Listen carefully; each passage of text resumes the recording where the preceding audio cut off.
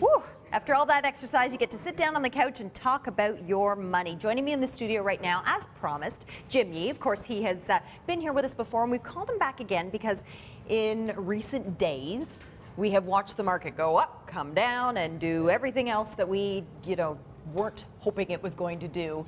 And we've asked you to come in and sort of, let's start from the beginning. What's happened and why is it happening? Really, a real 101 for everybody. Yeah. Well, here we go again. Like markets do what markets do, and why is it happening?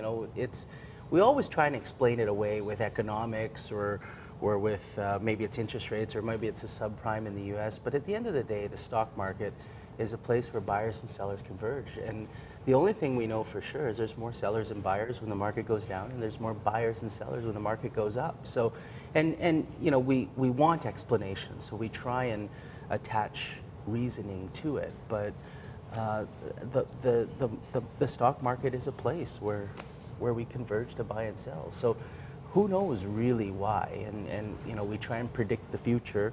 But then you're really trying to predict what people are going to do, their buying patterns and selling patterns. I love the point that you're making, because a lot of people think the stock market is this entity of numbers and computers out there somewhere. The stock market is people.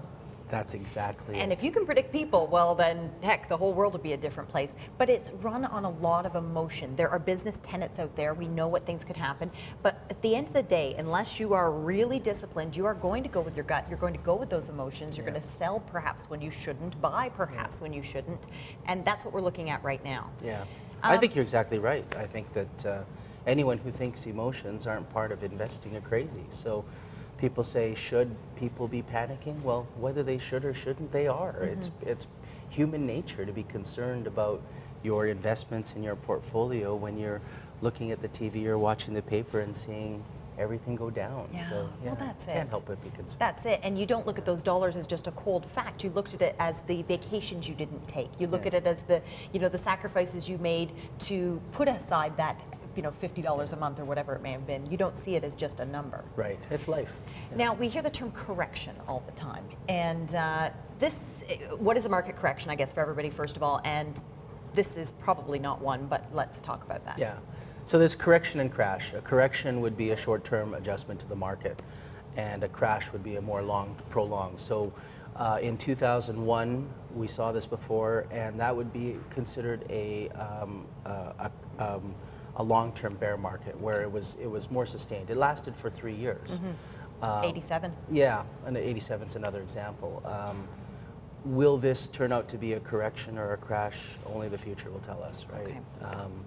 But it as much as it's very volatile, it dropped 600 points, it went back up 500, went down 400, recovered again. Yeah.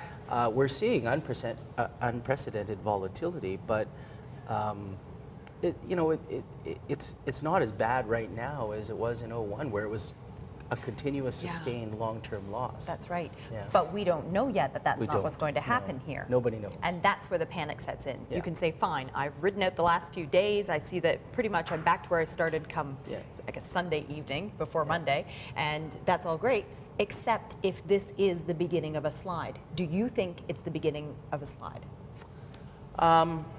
Do I think? Well, keep in mind this is one person's opinion. I think this is I think this is good. I think this is normal, and we've had the markets go up 03, 04, 05, 06, and even by statistics it's gone up in 07. So we've had 5 good years.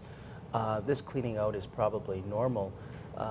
So I would expect 08 to continue to be pretty choppy, and the news in the U.S.